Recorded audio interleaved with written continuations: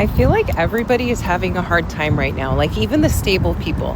I personally am having like an identity existential crisis, but even my stable friends are like shutting down their Instagrams, like closing down their Facebooks, even if it's just for a month. I know stable people who are like losing their minds at night. Finances, government, data centers, AI, like the future. I think we're actually all collectively freaking out. I just want to tell y'all, I know it seems like you the only one that going through stuff. Like, you may be struggling, you may having to work a lot of hours, I don't know what it is, but I just want to let y'all know that everybody is going through something right now. I'm not going to say every single person in this world, but more people are going through something than people are not. Even people who you see in high places, people who are business owners, like the money not flowing how it was at first. So don't think it's just you. Trust me, this internet can fool you. Everybody going through something. Well, more people than not are going through something. I remember having to bust my butt at Omni Hotel, Omni Resort for a whole year, trying to do hair, all that, just trying to keep the bills paid, just trying to stay afloat. You got to do what you got to do. You a mama. Don't be embarrassed to ever have a hustle. Don't be embarrassed because you're going through something. Everybody goes through something. Just hold on. Do what you can. Show up every day. And just God going to do the rest. Trust and believe. But don't think you're the only one because you're on this internet and everybody pretend to be rich. Everybody is not rich. They faking y'all.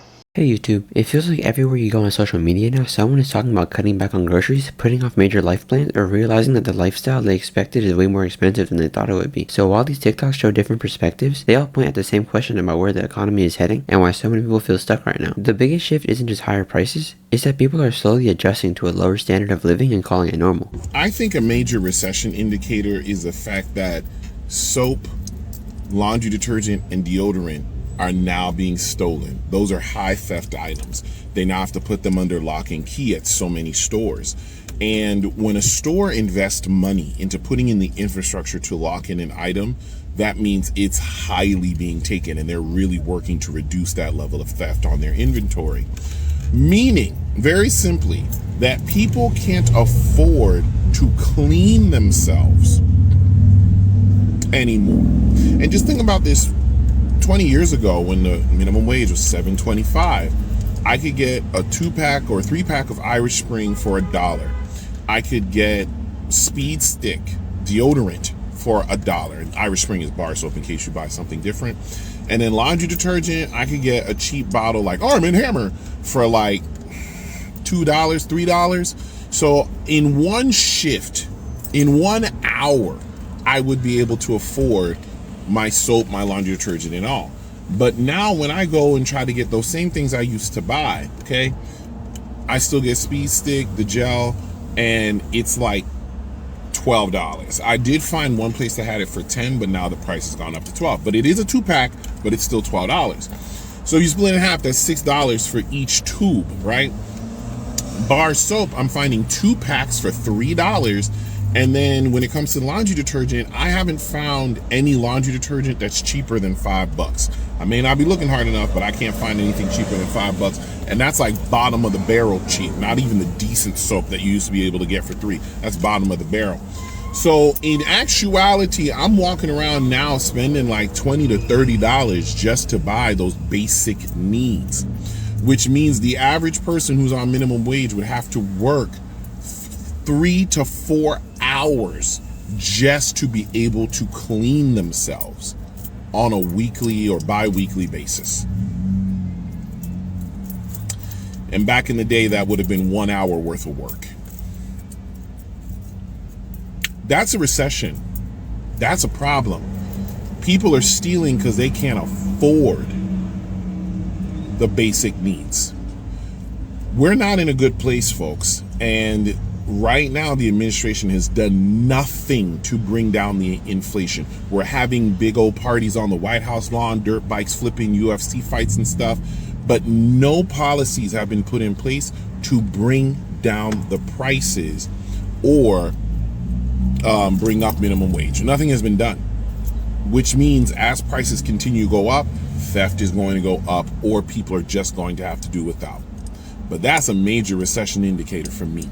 People can't even afford soap, deodorant, and laundry detergent. Y'all have a good day. Poverty is a public health crisis. I am a non-traditional pre-med student. Last semester, I actually took a class about dementia. And when I took this class, I really expected to have the outcome of just learning much more about neurodegenerative diseases, and the neuroscience behind it.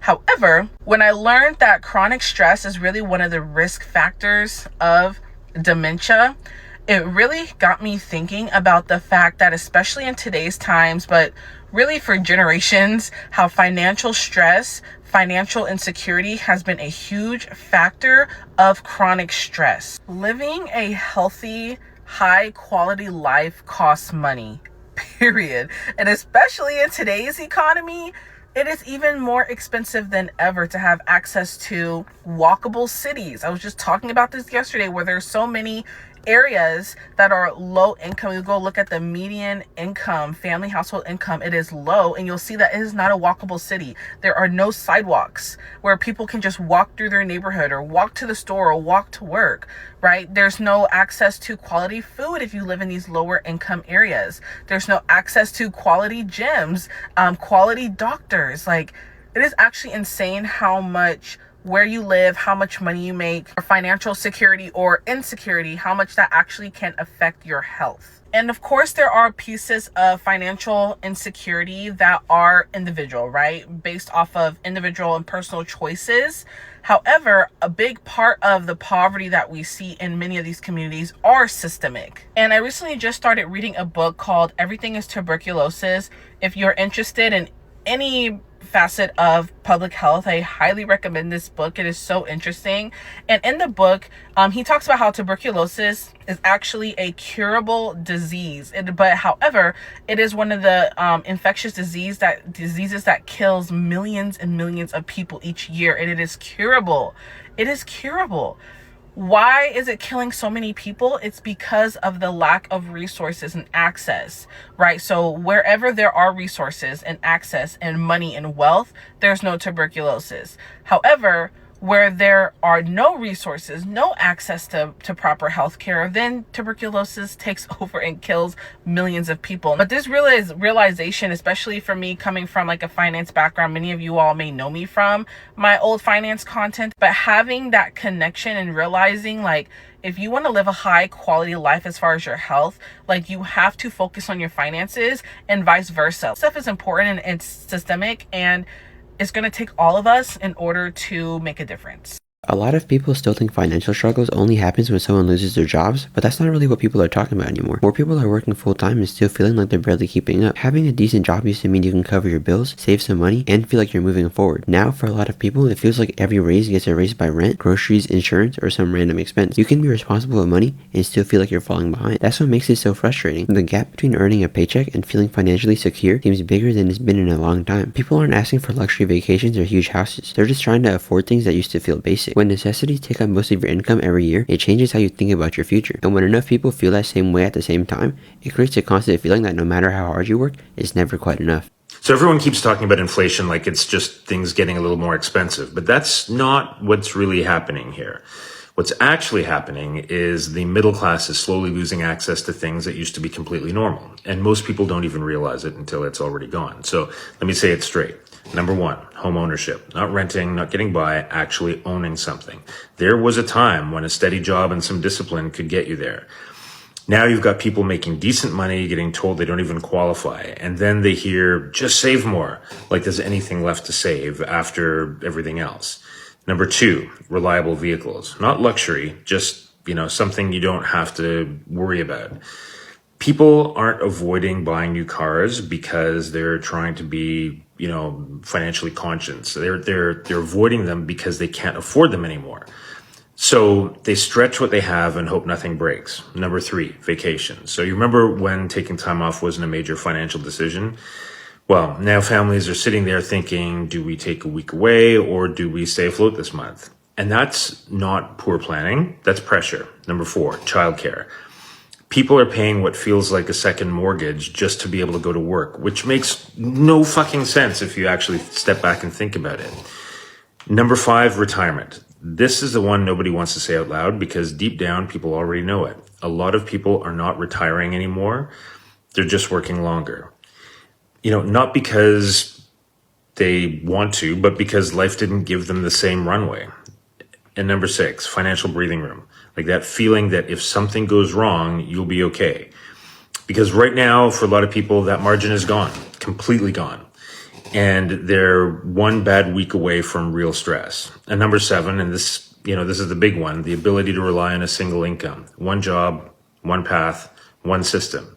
That used to be enough, and it's just not anymore. And this is where people start arguing. People are irresponsible. People need discipline. And yeah, look, for some people, that applies. But, if you think that explains all of this, you're missing what's actually happening, because there are people out here doing everything right and still falling behind. So at some point, the conversation has to evolve, away from blame towards reality, because it doesn't matter how you got here. It matters what you do next. And waiting for things to get easier is not a plan. Hoping costs go down is not a strategy. And, relying on one income like it's still 20 years ago isn't going to work anymore. So the real question becomes, what are you going to build on top of what you already have? Not necessarily another job that burns you out, but something that gives you options, something that grows over time, something that, puts you back in the driver's seat. And no, it doesn't start big, but it does start. And, if you're starting to see that one path isn't enough anymore, there's a free mini course in my bio that walks you through how people are actually building something on the side, step by step. No hype, just a starting point. Because this isn't about panic, it's about adapting. And the people who figure out, are the people who figure that out are the ones who really give themselves a shot at getting ahead again. Most people aren't making one huge sacrifice because of the economy, they're making dozens of small ones. Maybe they eat out less, cancel subscriptions, skip vacations, or put off replacing things that they need. A lot of people are delaying moving out, buying homes, getting married, or having kids because they don't feel financially ready. The problem is that these changes happen so gradually that they start feeling normal. One of the clearest signs of that is what stores are dealing with right now. Most places are locking up products like toothpaste, baby formula, laundry detergent, and other essentials. The important part isn't that theft exists, it's what people are stealing. When everyday necessities become common targets, it tells you something about how much pressure some households are under. People notice that because it feels different than hearing another statistic or economic report. It's a reminder that financial stress shows up in everyday life long before it shows up in headlines. I see more and more and more people on the side of the street every single day. Hungry, dirty, beaten, broken. And I don't understand. Where do we go from here? What happens next? What the fuck do we do when everybody's broken? What happens then? What happens when nobody can find work? When everybody's been priced out of a home? What happens when nobody can afford to put food in their fridge anymore? What happens then? What happens then? What happens then? I just left work and I was driving home and there was a man sitting there and I almost drove past him. I almost kept going to my house, to my bed, to eat the food that I had gotten for myself. And I thought, well, damn, if I'm hungry, he must be hungry too. I'm tired, he's tired too. So the least I could do is feed him, because I had more than enough. So the least I could do is feed someone who doesn't. Feed someone who had to go without. So how the fuck do all these big ass corporations, all these rich ass people, these billionaires, not see the fucking need? How are y'all blind to it? How do y'all not see the need? I see it every time I leave my fucking house. Every time I leave my house, I see more broken down and beaten fucking people. Where do we go from there? What happens next? What happens next when nobody wants to keep going anymore? What happens when nobody has it in them to fight anymore because we're not going to get anything out of it? The fruits of our labor, we're not going to see nothing from it.